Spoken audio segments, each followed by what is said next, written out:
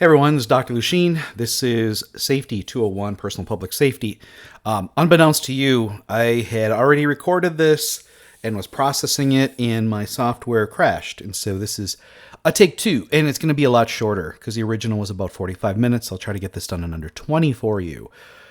So the topic, again, is basically safety in transportation, and that includes all forms, both passenger, air, water, road, off-road, and also commercial travel.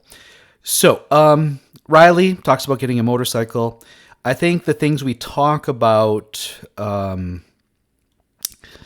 to all forms of travel. Being aware, traveling with diligence based on surroundings and your comfort level of the surroundings, having a well-maintained transport, or when you take passenger transportation, you have someone who's been trained to travel safely, to look out for the needs of their passengers. And under those circumstances, you're much less likely to get into an accident or incur a crash. So we've got some stats here. I think what's interesting, or most interesting, is that highway transportation or passenger vehicles account for a massive higher amount than air transportation, railroad, public transportation, and water transportation. All combined, they're still well below what is considered highway transportation. And what's interesting is we tend to use this mode more than anything else, but still, it's got a higher rate, and it's got more fatalities, more accidents. And it has a lot to do with individuals not taking the responsibility to not only travel in a safe manner, but to prepare themselves for their travel. So again, I'm going to just kind of speed along here. Why is this so important? Well, insurance can cover costs associated with accidents, but it cannot replace a life or a debilitation due to it. It's so better to keep out of it. If you are involved in a roadway crash, hopefully no one's hurt. And I know it's an inconvenience for a while, but realize that inconvenience and the coverage of insurance is much better than losing a loved one or losing the capacity of one of your limbs. Okay? Try to keep that in mind. And I wish people would keep that in mind when they kind of lose their patience. I was going to use a foul word there, but lose their patience and then exhibit unsafe behaviors, driving too fast, being distracted by rage, not taking the time needed to prepare, things like that. People tend to do that. As far as airplane disasters, look at this rate. Death rate is 0.0001 per 100 million passenger miles. That's interesting. But if there is an airplane crash or a near miss, it gets on the news and we all hear about it. As far as passenger ships and ferries, as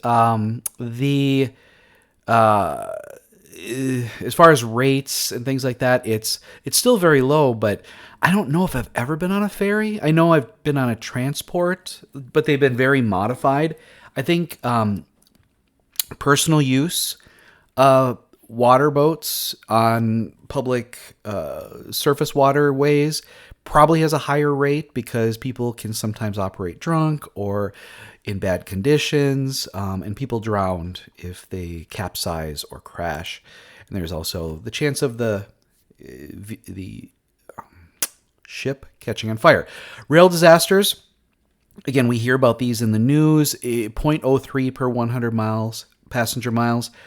We tend to also see when maybe a non-passenger but a commercial rail disaster, when they're hauling, whether it's oil or a chemical, and it spills and sometimes it catches fire, it can cause problems. But again, you should have a trained person operating it, similar to passenger water transport. Different modes, motor vehicles, it has the highest rate of death. Death rate is 0.47 per 100 million passenger miles. So again, it is the most dangerous. Driver behaviors account for approximately 94% of motor vehicle accidents. I think that's really interesting. And so let's consider some of those behaviors as we go through this chapter. I know that autonomous vehicles are the rage right now. I believe there are a few cities that are practicing autonomous taxi vehicles. When I attended my regional meeting, ASSP regional meeting at Iowa City, we toured the Transportation Safety Research Center, and we asked a lot about autonomous vehicles, and they said that the technology, they're trying to do a better job in environments that are more controlled, that have markings on the roadway and surrounding, and it's more of a controlled pedestrian walkways and things. They tend to do better because the sensory AI tends to do okay with that. But as soon as you get out on rural roads or unmarked roads, where there could be wildlife that randomly crosses the road, that's where things kind of go awry. It's not ready for that level. I had asked the question, is there a point in the near future in which we're going to have all vehicles communicating with a centralized system, and therefore you don't really need a speed limit because they will travel the speed appropriate for the conditions, for the traffic levels, etc. And they said, no, we're nowhere near that. That especially in the U.S., people, one of their main values is to be able to get in a vehicle and go. And you're kind of taking that away when you make it so that all vehicles are speaking to each other. But I truly believe that's the only way we're going to get reduced passenger vehicle accidents, is if we take the decision making completely out of the hands of the driver, and that a centralized system controls all.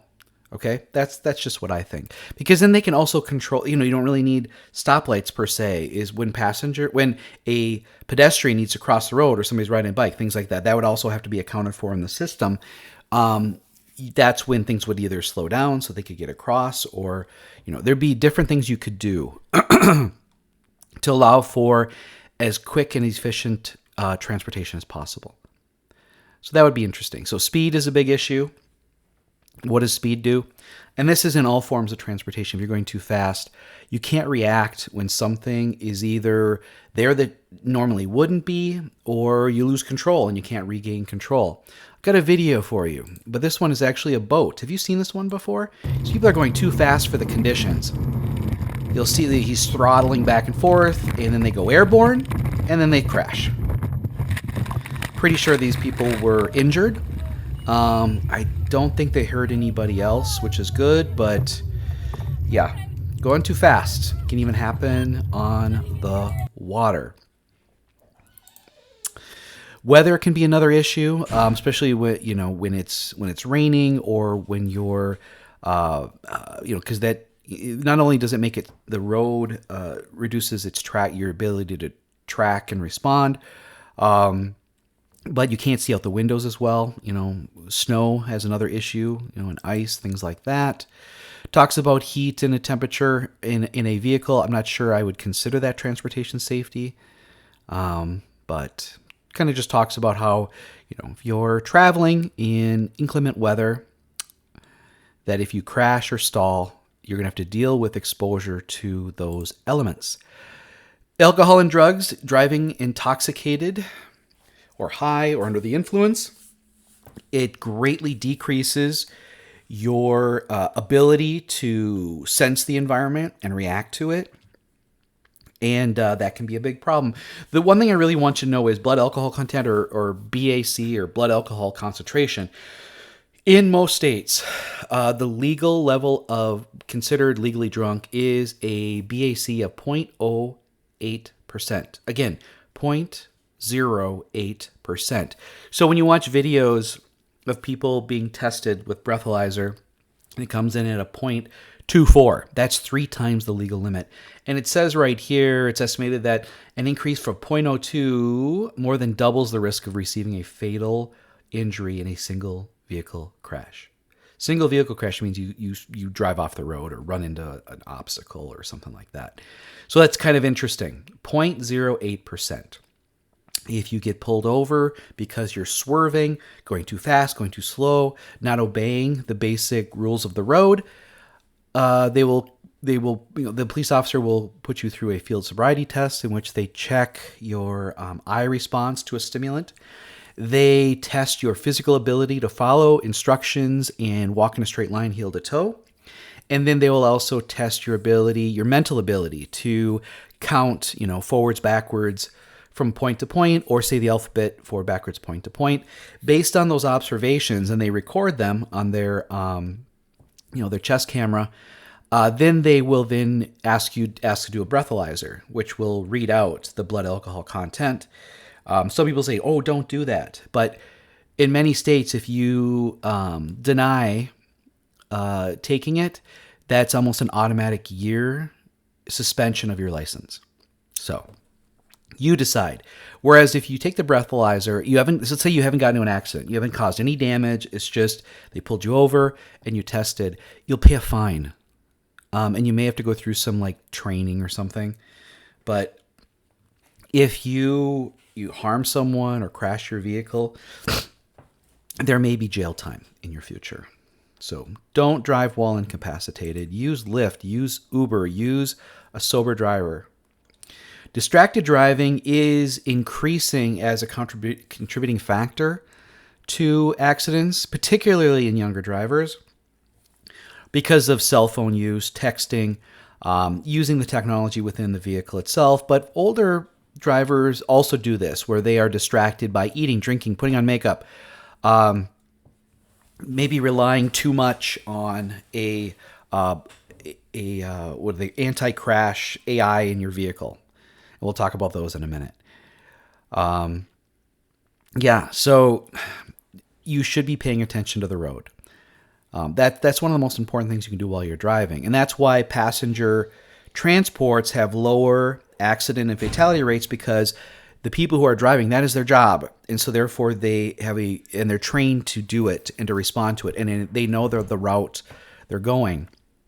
And so attentiveness is really important to prevent crashes and fatalities. But unfortunately, people, regular people, they get distracted by phones, by others, by eating, things like that, where they should be focusing on driving. I don't want to say too much about the motor vehicle fires, other than I looked some stuff up, and I think it's confirmed here that lithium ion batteries in vehicles do not explode or burn as frequently as the news would let you know. And actually, it's like a factor of 100 to 1. Gasoline, diesel-powered vehicles are more likely to burn by about 100 times more frequently. That doesn't happen as much. But when it does, it can, because of the heat of the fire and how it kind of jets out of the battery, lithium batteries, it can catch things on fire around it. And so that's why it gets so much press. But I thought that was interesting. So as a commuter or driving at work, about a third of the workplace injuries, and we'll talk about this in a few weeks, are due to vehicular crashes. But still, work is probably one of the safest places you can be.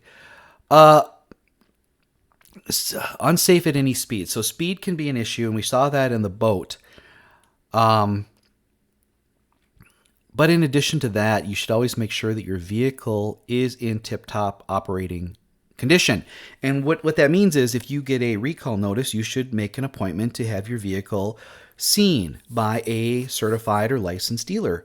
You should also, uphold the manufacturer's recommendations for preventative maintenance, whether it's oil change, checking tires, checking alignment, checking brake system, checking the fluids, checking your battery, things like that. You need to do that stuff, because otherwise something can fail while you're in transit, or it will stall you on the side of the road. Talks a little bit about security. Basically, don't have valuables out in sight. Lock your door. Store your car parked in a garage if you can. All these things. Take steps to avoid and minimize road rage. I've got a video for that. This is kind of scary. This dude completely loses it. I blocked out the Lloyd Center exit, the Convention Center exit, every exit. In So the there's just released construction, video, this some 42-year-old driver exits and is roads totally were out shut of control. down, and this guy just wasn't having Sidney it. Meekum is in a rage. I'm sorry, after he if a finds person traffic reacts blocked this in the way, city of they should lose Portland their license due to the annual Grand for Floral a long Parade. time and have to go through anger management. Get this. He's on his way to see his mother. Look, he even Look at drives this. through a This is construction egregious. site. Every bit of the action is being recorded by his own cameras, front and rear.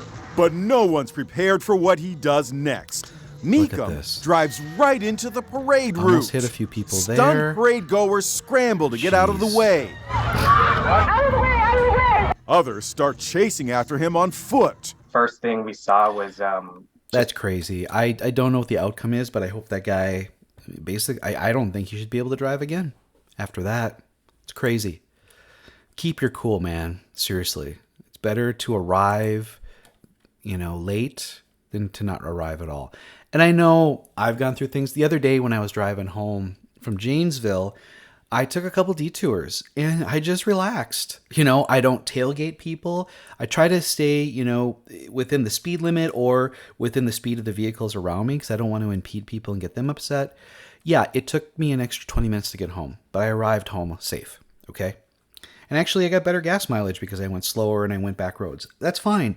And I tried to enjoy myself. It was a route I had never taken and I'm trying to, get acquainted to an area that I hadn't been through.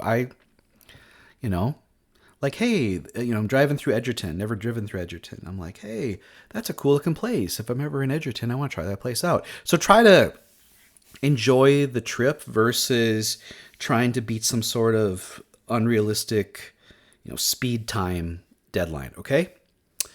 All right. Dangerous times, locations. So, of course, during inclement weather or when the roads aren't in good condition. Also, dusk and dawn tend to be dangerous, because of the sun coming up or sun going down. Sun in your eyes is tough. They talk about ages. So when you're young, you tend to be more focused on the mechanics of driving and not so much the road in front of you.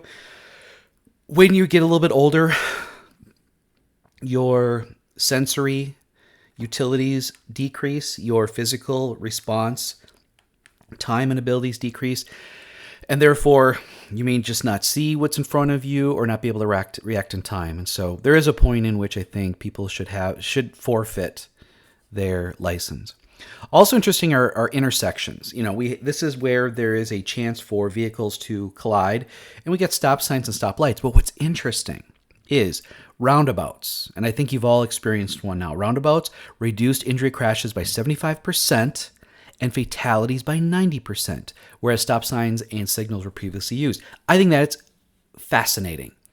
So if your parents or your grandparents or older, your uncles or aunts are like, I hate these roundabouts, let them know that it's actually reducing crashes by 75% and fatalities by 90%. So they're well worth it. Let's see. I think before we go on, I want to go over some of the quiz questions for you. First question. Which mode of transportation accounts for the vast majority of fatal accidents and total fatalities? Automobile and highway transportation. By far, by a factor of 100 at least, with the others combined. Question number 2. Which mode of transportation boasts the safest classification due to its 0.0001 per 100 million passenger miles? That would be passenger airlines. I mean, they check the planes at every stop. And sometimes you get delayed because they're doing some diagnostics or doing some preventative maintenance. So they have the lowest. But if there's any sort of incident, it gets on the news. And so therefore, we think it's riskier. 94% of motor vehicle accidents are likely caused by what? Driver behavior. And we just went over a bunch of them. Whether it's road rage, whether you're distracted or you're incapacitated or drunk.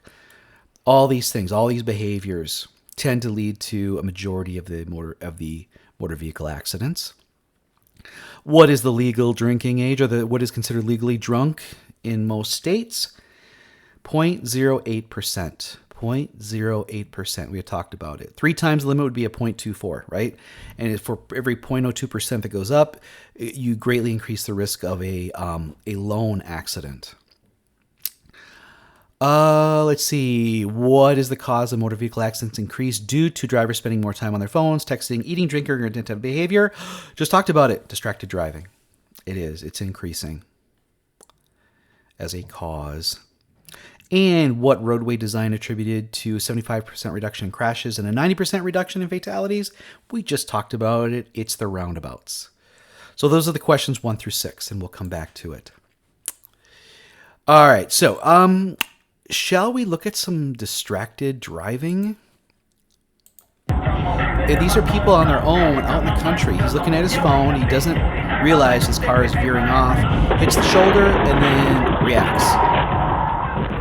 So there's nothing else there. She's putting on makeup and looking at other things, probably looking at herself. Doesn't see the car on the side of the road.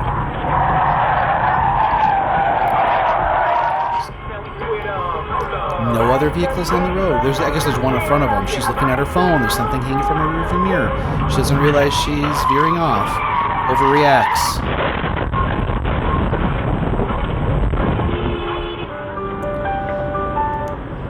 No other vehicles on the road. He's looking down. Doesn't see his vehicle going off the road. So these people are really lucky that there weren't other vehicles or pedestrians around. This guy's on his phone. It's raining out. He doesn't really look. He's not thinking. He's thinking about this. The car hit him. Pulled right out into a car. She's obviously looking down. I don't know if she's eating or what. She goes right up the embankment. Almost hits the sign. But she stayed calm at least. Here's a wintertime driving. He's looking down. Sun's kind of in his eyes. And crashes. Ooh, minor. Two girls talking to each other, not focusing on the road. It's raining out. Maybe they're going too fast. They don't realize the brake lights. That was my phone. Okay, so more examples. Of course, when we got the students speaking, hopefully they'll show stuff like that. I don't really want to talk about the static electricity. That's not really a transportation issue. Vehicular maintenance. This is so important, you guys. Keep your vehicle in tip-top shape. Make sure that its software is being updated, that you are, paying for the services, whether it's OnStar or whatever. So if there's a crash, somebody gets notified right away. Make sure your brakes are checked. Make sure your oil's changed. Make sure your tires are checked and that the alignment's correct. That the fluids are all topped off. Do those things, you guys. It's so important. That way you won't get stalled somewhere. You can still make it on time to wherever you're going. And your car will then function as you need it to. There are safety features. One of the most violated safety feature is the seatbelt. Both the driver and the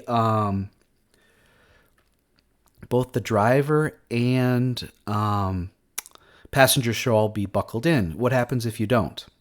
Well, you got a guy driving on the beach, loses control. He's not wearing a seatbelt. I don't even think his window's open. And off he goes flying out.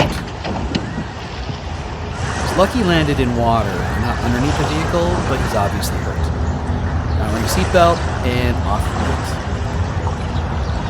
goes. Nice job, guy.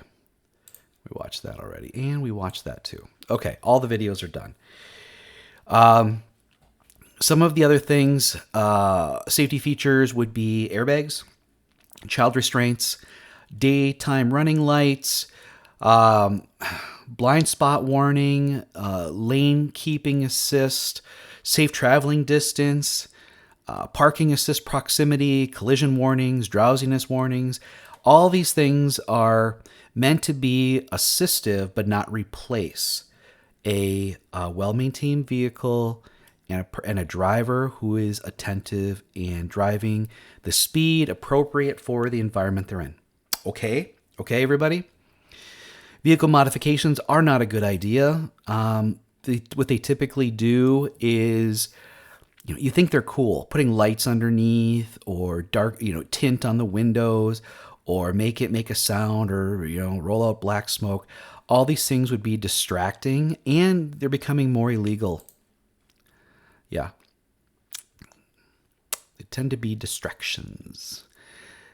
Motor vehicle collisions, again, they're the primary. Let's see, anything else here that is of interest? Other than one thing you want to make sure you do is you have your paperwork updated. And what do I mean by that? Well, first of all, your driver's license. Make sure it's up to date, it's still valid. Make sure you have your insurance information and how to contact your insurance carrier or whoever your insurance person is. Should you get into an accident or have a question, you should be meeting with them at least once a year to review what coverages you have and any updates on how to report things or file claims. And then you should also have your vehicle registration. Now, that of course, you probably think that's the sticker you put on the back, but there's also paperwork that comes with when you purchase those stickers once a year, and that should remain in the vehicle because it shows who the owner is, and that's something that if there's an accident, that's what the law enforcement people want to know. So motorcycles, that was brought up in the vignette, and basically there aren't many safety devices built into motorcycles or two-wheel traveling devices, and therefore you have to wear a helmet and other safety devices, and really be careful because other motorists may not see you. Off-road, that's recreational vehicles. You're just having fun. You still should be careful. Yeah, kind of get through that. Roads and motor vehicle interaction. So yeah, drive appropriately for the road conditions. Again, this is a reminder that automobile transportation is the least safe, the most dangerous. Public transportation is the safest because, again, you have drivers who are trained and they have designated routes, and their job is to drive aware, Shows you that scheduled airlines are the safest. They have the lowest death rate. Covered that before. So these are the different types of public transportation. I really enjoy public transportation if I have the time. It always takes longer. But sometimes there's a savings in cost because when you have to use like parking and things like that. But yeah, I like public transportation. I would love to take a train out west. I've ridden on more commuter or transit trains, but I do enjoy those as well. I mean, they're on a track. As long as they go the speed they're supposed to go when they go around curves, should be okay. And as long as drivers don't violate the warning arms that come down and get in the way. Travel by air, we kind of talked about that. Travel by water. I've never been on a ferry, but I've been on transports. But they're usually very short term. The big danger with water transport are individual watercraft on public lakes and rivers and them getting drunk or distracted and then crashing. And then drowning is the issue. They talk about bicycles, but I don't really want to spend too much time on that. For travel emergencies, again, have your paperwork all up to date, who you can contact. Let's see, it talks about weather, talks about gas pedal sticking. These are all things that should be... So the function of the vehicle tends to be very, the risk is greatly reduced when you properly maintain your vehicle. As far as driving in inclement weather, plan out your trip. I watch the weather. I see when there might be an issue. If it's snowing out or if there's possible ice, I get online and I check the winter driving conditions because they have police officers out there driving on the roads, and then they give you updates on what the condition is. And then I adjust, speed and driving behavior based on the conditions. But try not to be out there. The other thing, I try not to drive during bar time either because I know there's going to be drunk drivers on the road. And they're going to be driving erratically and not paying attention. Another thing you'll want is motor vehicle emergency kits, especially in the winter. We tend to naturally do this, but what they talk about is, jumper cables, flashlight, first aid kit. If there's a chance of stalling or crashing in a remote area where you can't walk or travel by foot, or possibly not have cell service, you should have food and drink to sustain yourself for a day or 2 days, depending on what you anticipate or how many people you have in the vehicle, and wait for help to find you. You'll also want to have devices such as road flares or light sticks, things like that, so people don't accidentally run into you. What else? Fire extinguisher, toilet paper, wipes, things like that. Sure. I mean, once you have kids, you have a lot of this stuff in your vehicle already, including, a window hammer or seatbelt cutter. If it's possible that you could fall off a bridge or go into water, and you're afraid that you won't be able to unbuckle your seatbelt and escape through either a window or a door. So it's very difficult to open a door when your vehicle is submerged. You tend to want to break the window. Motor vehicle accidents. It talks a little bit about the Good Samaritan laws, so that if someone needs assistance, you can render assistance. Not required, but you're protected by the Good Samaritan laws. Basically, it's be prepared. Drive for the conditions in which you're driving and plan out your trip. The Department of Transportation oversees the safety of transportation of hazardous materials, and you'll know because that transport needs to have a clearly identified placard. I'm not expecting you to memorize these, but just know that if I pull up behind a tanker truck and it's got a scary placard on it, and I know which one the scary ones are, I do what I can to get away from that. I don't want to be behind a vehicle that if they were to overturn or get damaged, that I would be engulfed in the hazardous materials they're traveling. How to protect during travel? Be smart.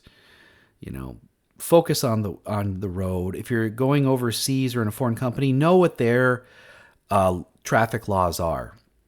Especially if you're driving on the other side of the road. Speed, the speedometer may be set to kilometers per hour. The gas is sold in liters versus gallons. And so all these things kind of catch you. So make sure you prepare before you're going to use a vehicle in another country, or just plan on using public transportation. Let's see. So we've got the different agencies that cover transportation safety. DOT, we already talked about. FAA is for airplanes. The Federal Highway Administration sets and enforces the interstate highways. And you can probably read this just as fast as I can. The other one I want to point out is the National Highway Traffic Safety Administration. They set and enforce the vehicular and highway transport safety standards and regulations. They also do the investigations if there's an accident. Did we get all the way to the end? I think we did. So let's finish up the quiz here really quick. Oh, sorry. So, what is considered the most popular yet most abused safety feature of an automobile? It's the seatbelts. Most definitely. What is the most reliable technique or practice for ensuring proper function of your automobile? Regular preventative maintenance with a certified shop. I can't stress that enough, you guys. When people ignore that or delay it, you're just asking for a mishap. Number 9, which U.S. government agency regulates the transportation of hazardous materials? We just talked about it. Department of Transportation or DOT. Final question. What's the purpose of keeping a well-stocked emergency kit in your vehicle? To have survival provisions in case you get stalled or crash in a rural area, and equipment to either repair, such as a spare tire or tire inflator, or to make a stalled crash vehicle more visible for assistance. That's typically what you want it for. It's preparing for if something goes wrong, and it's better to have and need than to have. It's better to have it and not need it than to need it and not have it. Okay? That's everything I got for this chapter. Let me know if you have any questions. See you guys in class.